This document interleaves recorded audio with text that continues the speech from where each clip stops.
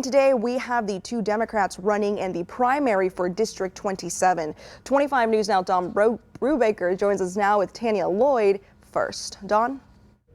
Karina, thank you and welcome. Thank you. Why is a first grade teacher from Lockhart running for U.S. Congress? Because I couldn't stay silent on the things that matter anymore. There's so many things going on, and education is a big priority for me, as well as women's health care rights are huge priorities for me.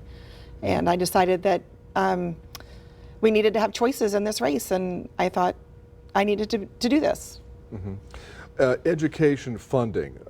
Where does education need the most funding from the federal government at this point? So mostly our funding for federal government comes for special ed programs, school lunch programs, things like that.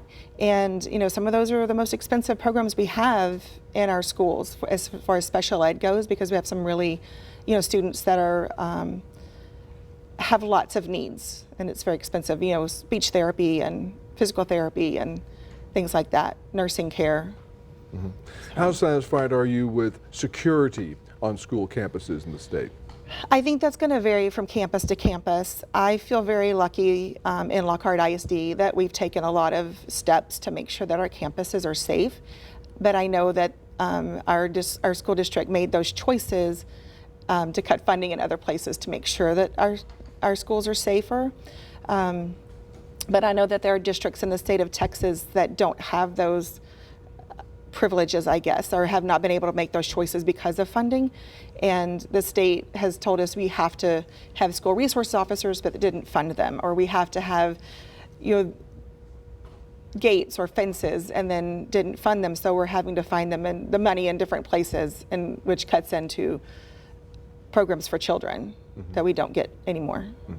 In this U.S. congressional race, how big an issue is abortion? I think it's huge.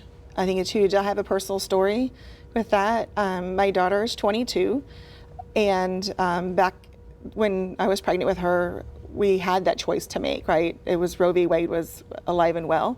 And fortunately, I had something called HELP syndrome, which is not great. It's very deadly, to be quite honest with you. Fortunately, I was 30 weeks along when my daughter was born, and she was fine, and I'm fine. But my doctor did tell me if this had happened at 15 weeks, 16 weeks, we would not have been fine. We would have had to make choices. And right now, women don't have those choices to make. It's up to the state to decide, or a politician, and that's not right. It's just not right. And I couldn't stay silent on that anymore. Finally, where do you stand on the border security issue? Border security, I think it's something that we definitely need to get a handle on, but we do need to, offer these people that are coming a better way into the country versus illegally. They need to have work permits or something like that so that they can be here and be productive. Mm-hmm. All right, great. Thank you so much for coming by, Ms. Lloyd. We really appreciate it. Well, thank you for having me. I appreciate it. All right. Karina, back to you. Don, thank you. Tomorrow we'll have incumbent Congressman Michael Cloud of District 27.